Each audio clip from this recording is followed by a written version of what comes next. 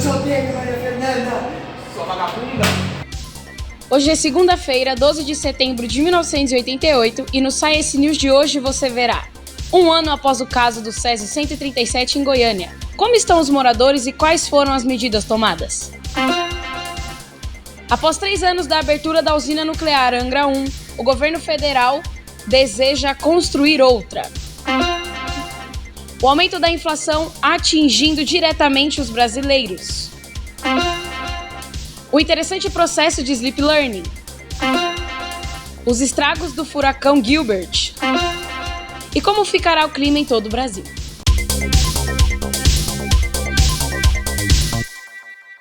Boa noite! Hoje faz um ano desde o acidente com Césio 137 em Goiânia, capital de Goiás, que resultou na exposição de centenas de pessoas à radiação. A reportagem é com Bianca Crespini.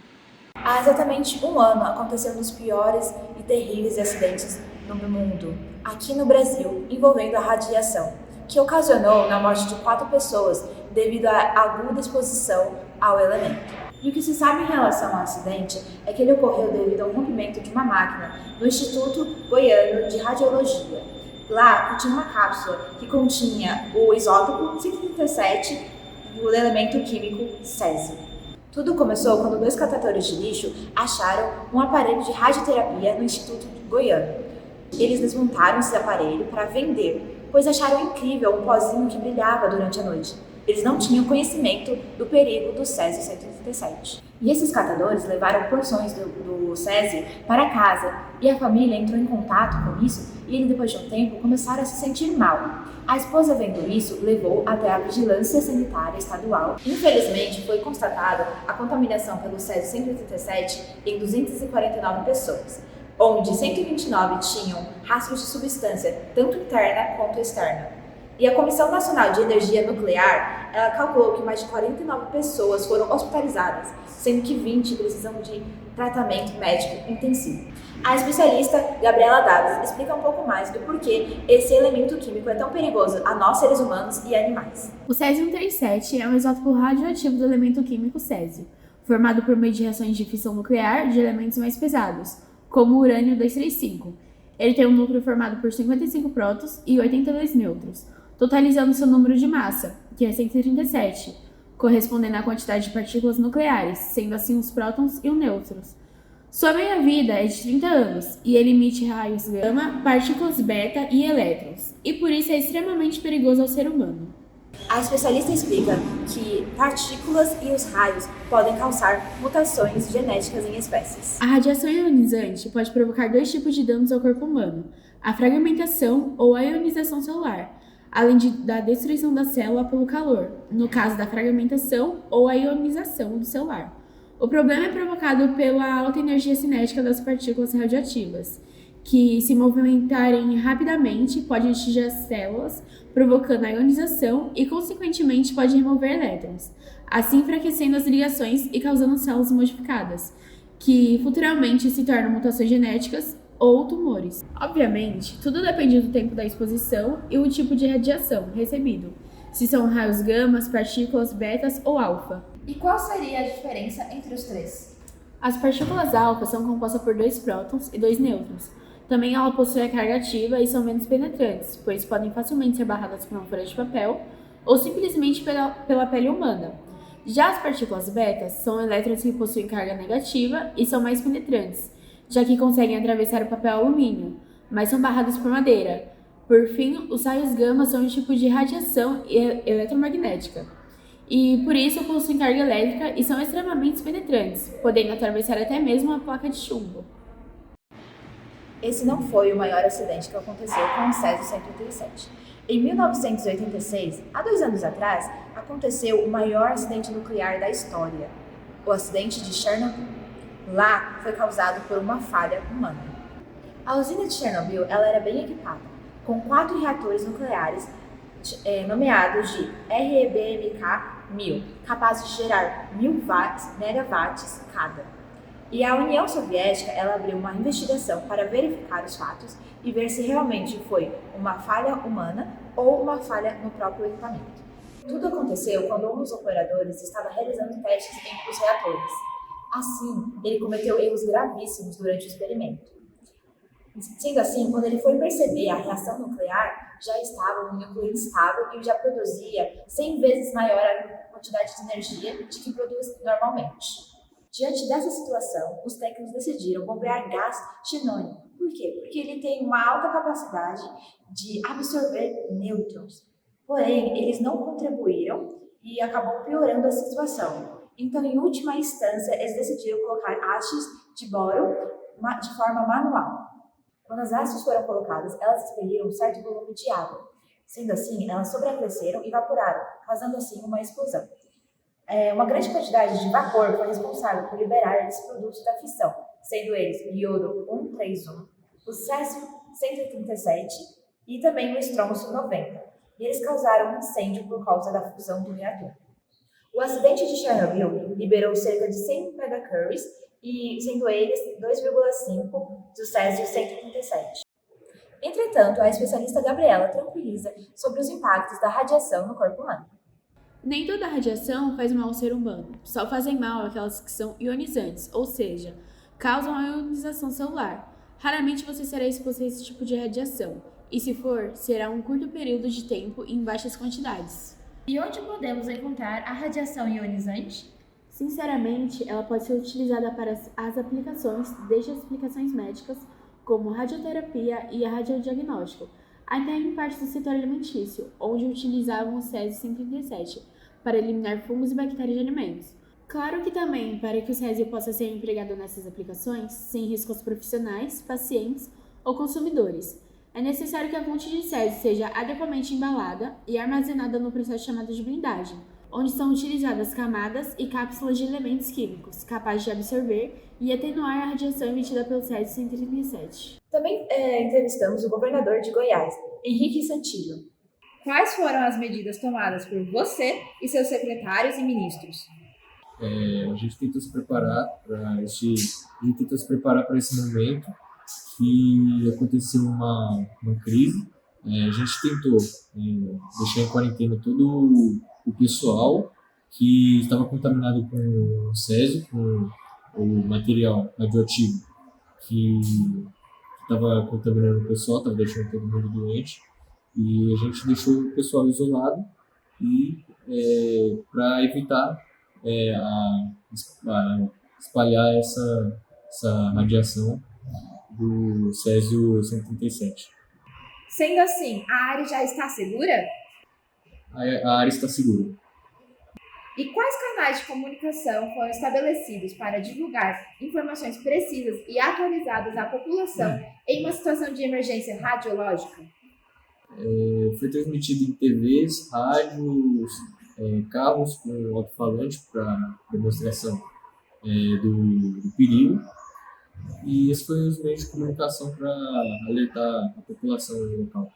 E quais foram as lições aprendidas em relação à comunicação pública com base no acidente do césio 137? O ensinamento de mau descarte o mau descarte desses materiais radioativos é muito importante.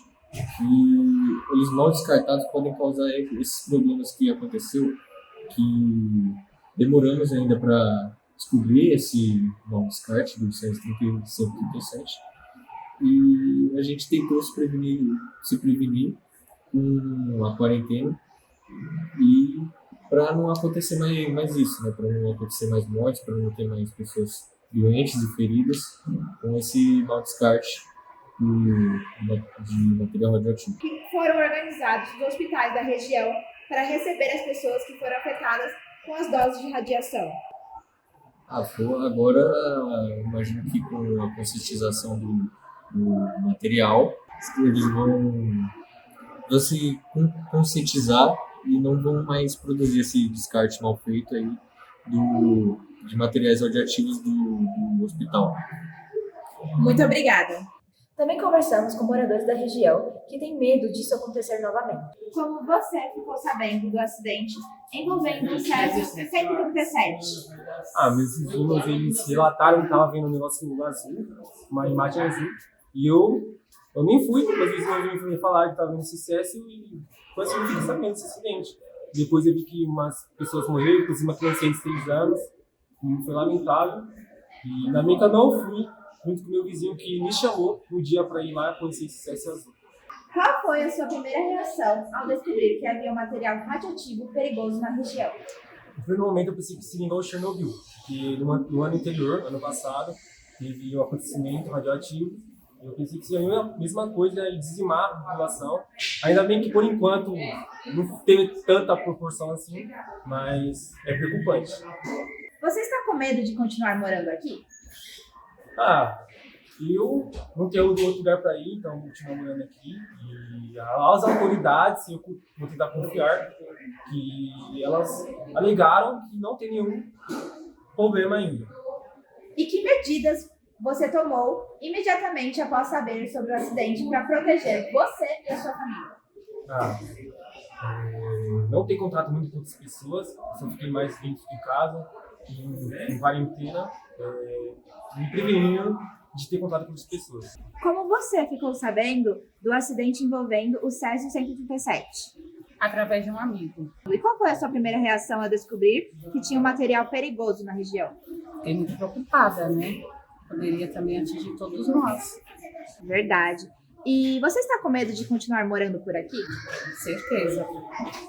E que medidas você tomou imediatamente após saber sobre o acidente para proteger você e a sua família? Fui morar na casa da minha mãe. Após 3 anos da abertura da usina nuclear Angra 1, localizada na cidade de Angra dos Reis, o governo brasileiro pretende construir outra unidade, próxima à usina nuclear já construída. Porém, isso causa uma preocupação na população local. Em 1985, o governo federal inaugurou oficialmente a usina nuclear de Angra 1, que fica na Angra dos Reis, Rio de Janeiro, que possui uma capacidade de geração de 485 megavolts, e a usina operou por 3 anos em fases de teste. Na coletiva de imprensa ontem, o governo federal confirmou interesse em construir uma nova usina nuclear, que funciona em conjunto com a usina que funcionava em Angra dos Reis. Contudo, a população está muito receiosa sobre outra usina ser construída, principalmente após os grandes acidentes envolvendo as matrizes energéticas, sendo a da Pensilvânia e outra em Chernobyl. A mais conhecida de Chernobyl, que ocorreu em 1987, em consequência da falta de manutenção e imprudência na operação da usina, o acidente atingiu cerca de 470 mil pessoas e causou uma evacuação de mais de 100 mil pessoas. E já o acidente da Pensilvânia ocorreu em 1979 por causa de uma falha no sistema operacional e de refrigeração do reator nuclear, o que acarretou numa fusão parcial do núcleo do reator e causou uma evacuação de aproximadamente 150 mil pessoas, porém não causou mortes ou ferimentos de maneira direta. A preocupação da população grense é que ocorra acidentes similares na região e acabe causando algum mal-estar à família ou até mesmo no meio ambiente. A gente conversou com o ministro de Minas e Energia, Aureliano Chaves, e o ministro garantiu a segurança da usina e que haverá grande investimento e fiscalizações e manutenções também, e que há um protocolo caso algum acidente ou algum imprevisto aconteça. Somente em 1988 a usina recebeu investimento de 191 bilhões de cruzeiros, investimento 2 vezes maior que a do ano passado e 4 vezes maior que o investimento recebido em 1985, o ano de inauguração da usina. Entrevistamos alguns moradores da região e muitos não se sentem seguros com a ideia de ter uma usina perto de casa, após a declaração do ministro Aureliano Chaves e o gráfico de investimento do governo federal. Você por acaso se sente segura morando aqui? Eu não sinto nem um pouco segura. Um pouco. Infelizmente não. Não muito, sendo sincera. Por quê? Mas por conta das usinas mesmo. Porque eu acredito que hoje em dia tem tecnologia que consegue proteger isso. Porque tem a usina aqui perto e eu acho muito perigoso. Você por acaso acredita nas promessas do ministro?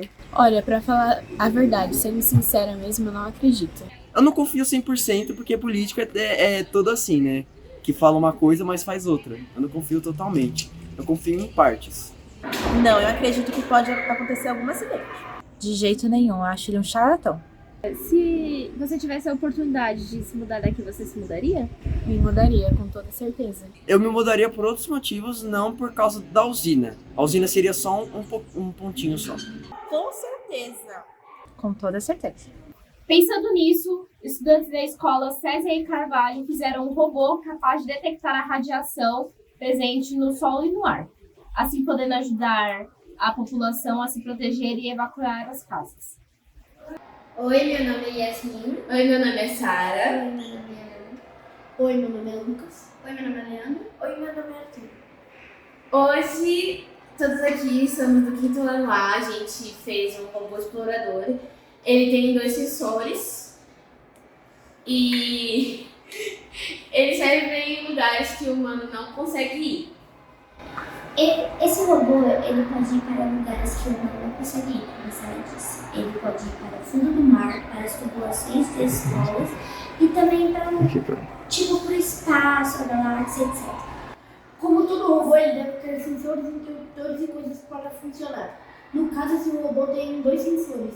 Um sensor aqui na frente para ver as paredes se desviar e um sensor aqui que olha para baixo para detectar a cor da radiação. Perguntamos o que eles entenderam do robô. Que a gente ia meio que fazer um robô e mostrar a tecnologia que eles têm. O foco não era a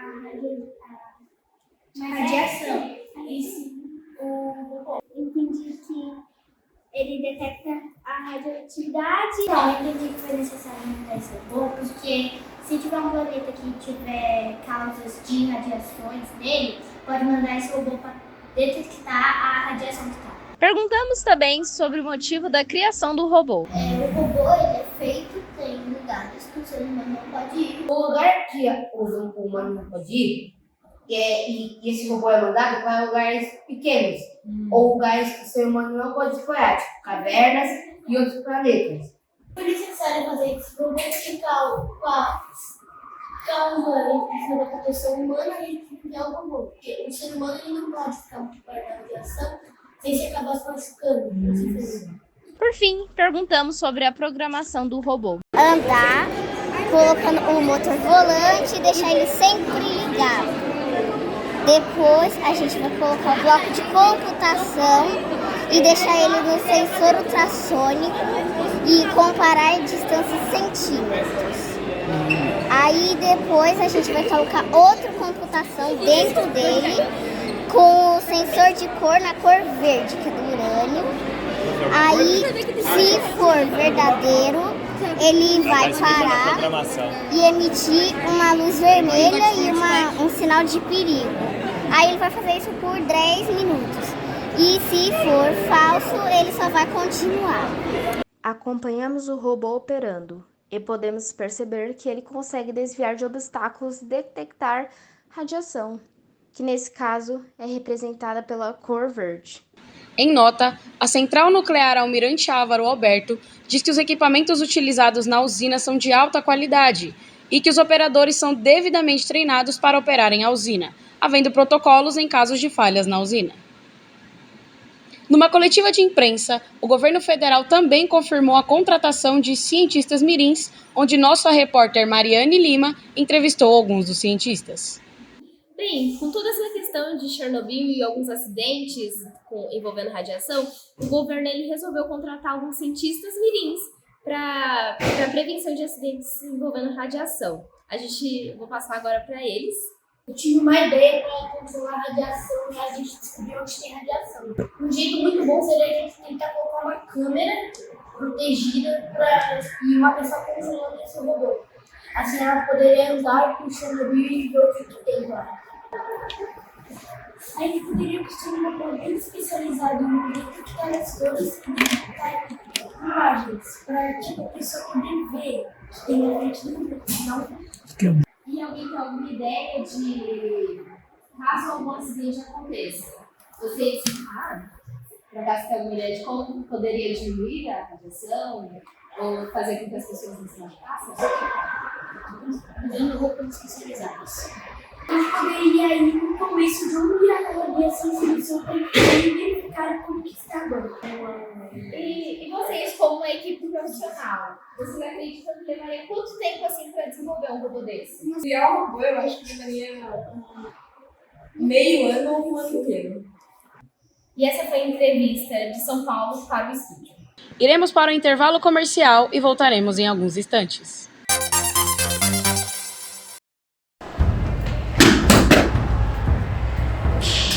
Tô vendo dinheiro? Você não viu dinheiro? Aí, vai te pegar. Não quero dinheiro. Alguém me tira daqui! Alguém me tira daqui! Santana, acaba com ela. Ai. Onde é que, senhora? Senhora?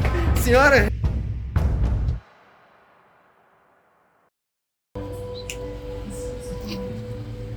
Você que está assistindo, acredita em milagres? Pois eu sim. Eu sou a Universal. Leia a Bíblia agora mesmo.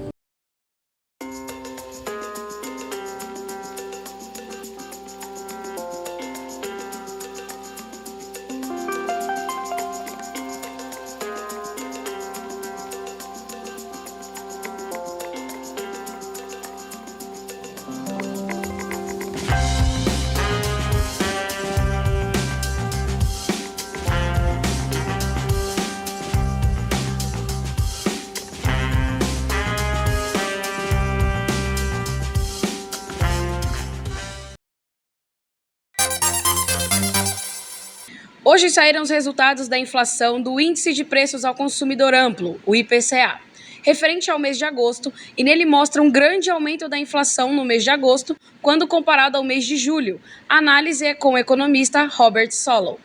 A inflação nesse ano foi uma das maiores enfrentadas pelo país, que está bem maior que a do ano passado.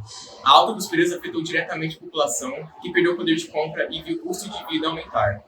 Os brasileiros estão enfrentando problemas econômicos desde os anos 70. Em 86, a inflação chegou a 65%, enquanto em 87 foi de 415%. Nesse ano, a inflação chegou a incríveis 1.037%, o que significa que os preços subiram mais que 10 vezes em relação ao ano anterior. Como podemos ver nesse gráfico, os preços aumentaram 662%, enquanto comparamos com setembro de 87. Os valores são assustadores para diversos especialistas. Outro problema é a dívida externa brasileira, que a cada ano que se passa ela aumenta mais, e estamos com uma dívida externa de 113,5 bilhões de dólares, um aumento de 107% em relação a 87 e 115% em relação a 1986. Em 85, a dívida externa total era de 90 bilhões, e em 86 era de 98,3 bilhões de dólares. Em 87 era de 105 bilhões, como podemos ser percebido no gráfico. Já esse outro gráfico mostra a dívida externa e como isso representa o PIB do Brasil. As causas dessa inflação ainda estão sendo analisadas, mas economistas renomados como Robert Solow, ganhador do Prêmio Nobel de Economia do ano passado, afirma que o aumento dos gastos públicos e aumento da dívida externa, déficit fiscal e a indexação da economia, ou seja, o reajuste dos preços com base na inflação do dia anterior. São as principais causas da inflação. Economies around the world often end up facing crises because of their attempts to align themselves with European economic models, such as the welfare state. However, countries like Brazil or Argentina can't align with this model because they lack with resources and they lead to increase in the state expenditures and consequently a higher external debt and a fiscal deficit. As a result, business and companies resort to price indexing techniques to avoid losses, further contributing to inflationary process. Para tentar combater a inflação, o governo adotou diversas medidas, como o congelamento de preços e salários e a criação de um novo plano econômico, o Plano Cruzado. O Plano Cruzado foi lançado em fevereiro de 86 com o objetivo de controlar a inflação e estabilizar a economia. No começo, ele parecia bem promissor, pois incluía medidas como o congelamento de preços e salários, a criação de uma nova moeda e a indexação da economia do dólar. No início, o plano teve sucesso em controlar a inflação, mas logo os preços voltaram a subir e a economia entrou em crise novamente. Tendo em vista o fracasso do Plano Cruzado, o Ministério da Fazenda anunciou o Plano Bresser, e possuem medidas similares ao plano cruzado, medidas que também não funcionaram. E em dezembro do mesmo ano, o ministro Bresser Pereira deixou o cargo com a inflação acumulada de 366%. Em São Paulo, 2 estudantes estudam de uma maneira diferente do convencional. O processo é chamado de Sleep Learning, e especialistas afirmam que essa técnica é bem mais eficiente que muitas técnicas utilizadas pelos alunos. Nessa escola da Zona Leste de São Paulo, 2 estudantes adotaram uma técnica diferente de estudo. Os especialistas chamam de Sleep Learning, mas muitos chamam de procrastinação. Falamos com alguns professores. Muitos não apoiaram muito essa ideia. Alguns professores ficaram indignados, como essa professora. O que você acha da técnica adotada pelas suas alunas? Eu acho que é uma técnica de gente preguiçosa mesmo, com desculpa pra dormir na sala de aula, porque isso aí não resolve nada não, gente. E eu tenho provas aqui, ó, com várias notas vermelhas de gente que adotou essa técnica, então é cientificamente comprovado que não dá resultado. Então você não acredita nos especialistas que defendem o Sleep Learning? Esses especialistas não são professores, né? Não trabalham em escola, não sabem o que é uma sala de aula pra estar falando um absurdo desse. Quando eles vierem aqui pra uma sala de aula, dar aula pra 40 alunos, aí eles me falam se resolve mesmo. Outros acharam uma coisa totalmente impossível. O que você acha da técnica adotada pelas suas alunas? Olha, eu não acho que é uma técnica, eu acho que é uma desculpa para não assistir a aula. Então você não acredita nos especialistas que defendem o Sleep Learning? Quais especialistas são esses? Qual é o embasamento científico disso? Eu não sei, eu quero na minha mesa. Quem pode me mostrar? E esses alunos conseguem tirar notas boas? Claro que não. Para o psicólogo Thomas Cado, esse método de aprendizagem pode ser muito eficiente, pois as informações podem conter subconsciente enquanto a pessoa dorme.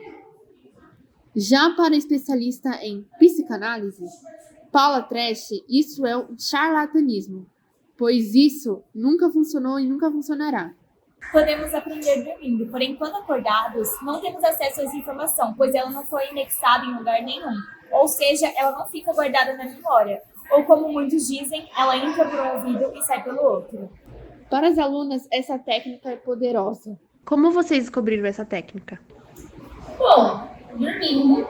Eu teve um dia que eu estava muito cansada para prestar atenção na aula e eu acabei dormindo. E quando eu acordei, eu percebi que eu me lembrava da matéria, eu absorvi a matéria. Os professores pegam muito no pé de vocês? Nossa, é demais da conta. Alguns fazem até bullying comigo. Poderia citar nome, mas não vou, né? Mas a minha técnica um dia vai ser comprovada assim de frente.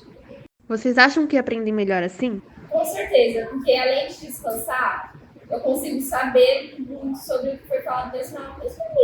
Eu consigo absorver bastante ou até melhor que eu estou dormindo. Vocês recomendam isso? Eu acho que cada um tem um jeito de estudar. O nosso é diferente, mas deu certo pra gente, talvez dê certo para outras pessoas. Acompanhamos o dia a dia delas e podemos perceber que muitos acham que elas são super preguiçosas, enquanto na verdade elas são super estudiosas, pois das 6 horas de aulas, elas dormem 5 horas e meia, dando um aproveitamento de mais de 90%. Em resumo, pode-se dizer que é uma técnica que para uns funciona, mas para outros pode ser prejudiciais para o desempenho escolar e a aprendizagem. Em nota, os professores e a escola César E. Carvalho disseram que se interessam pelo método, mas ainda não há nenhuma comprovação concreta de eficiência e por isso eles não permitem que os alunos pratiquem. Na Jamaica, foi registrada uma das maiores tempestades do Caribe, o furacão Gilbert, que deixou um rastro de destruição em diversas cidades jamaicanas. Nosso correspondente Miguel está no local com as últimas informações do furacão. Boa noite, Miguel. Boa noite, fala aqui de Kingston, capital da Jamaica, onde a população local ainda está se recuperando dos estragos causados pelo furacão Gilbert, que deixaram diversas marcas nas cidades jamaicanas, como veremos na reportagem a seguir.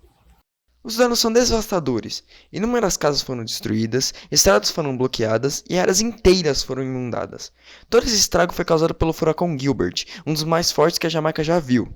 Os institutos de meteorologia da Jamaica mediram ventos de 295 km por hora e já consideram um dos mais intensos e destruidores da temporada de furacões no Atlântico de 1988.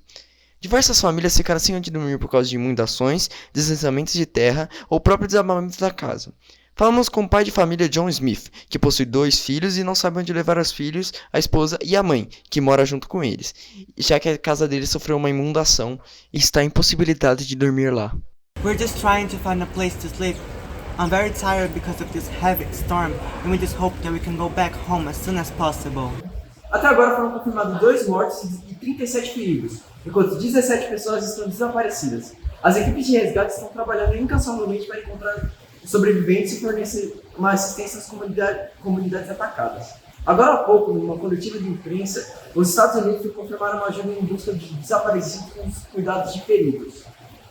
Em uma nota, o governo jamaicano disse que 90 cidades estão sem energia elétrica e que pelo menos 7 mil quilômetros quadrados de plantações foram perdidas. Aqui em Kingston, 78% da cidade está sem energia elétrica, inclusive o lugar de onde falamos. A comunidade internacional já está se mobilizando para fornecer ajuda humanitária e ajuda para a reconstrução a longo prazo.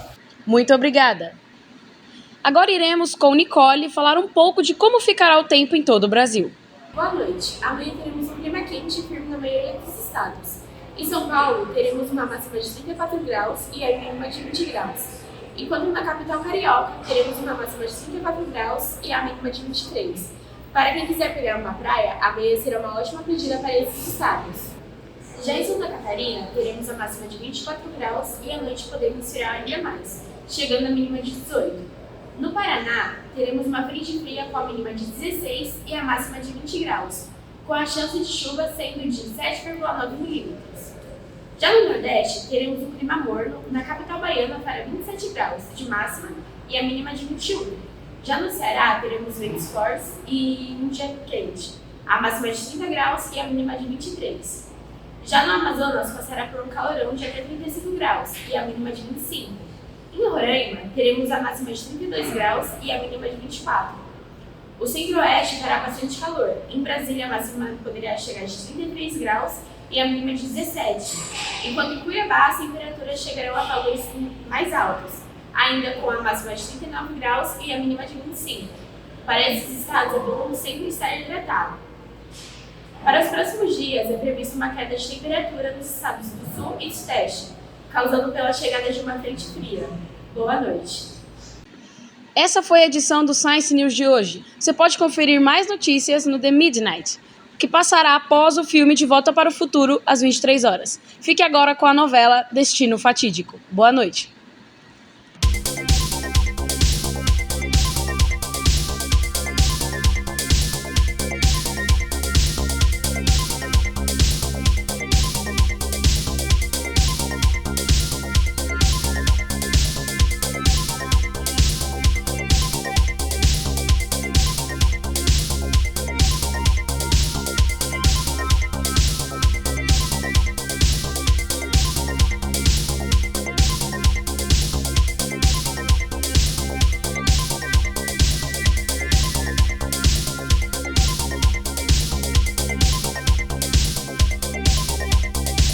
Bahia, todo mundo coreano, das coreanas dançar. É muito legal, né? Quando acaba de gravar, a gente tem que ficar fingindo que tá fazendo alguma coisa. O que você vai fazer hoje em casa? Quando chegar em casa? Eu provavelmente vou cagar. O que você acha da técnica adotada pelos seus alunos? Então, eu acredito que não seja uma técnica muito produtiva. Desculpa. Sai daqui, vocês vão ficar rindo? Caceta. Então sai daqui. Aí aqui, ó, Sleep Learning aí, ó. Você vê, Sleep Learning. Vai terminar esse momento, vai ter pior. Vai. Especialista aí. Com certeza você vai. Olha pra lá, meu, pra não rir, fazer a rir. Vai andar, vai lá, Tatuína, vai. Ó, vou ensinar. Primeiro, você pega o seu abertor, aí você dobra uma vez, pra ficar fofinho. Aí tá vendo aqui? Você põe o braço, assim, aqui, pra tampar no cabelo. Nessa escola da Zona Leste. Ai, meu Deus. Oi, prof. Não, vai. Radiologia.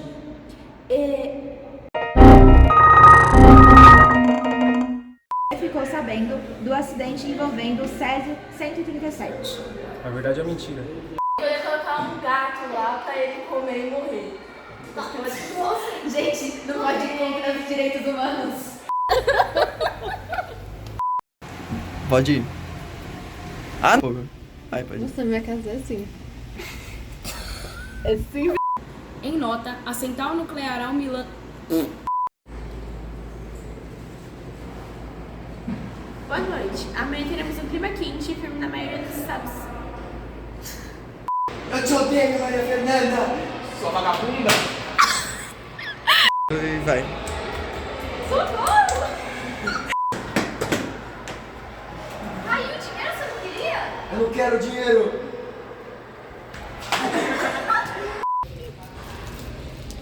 Você acredita em milagres? Pois eu sim. Eu sou a Universal. Mentira!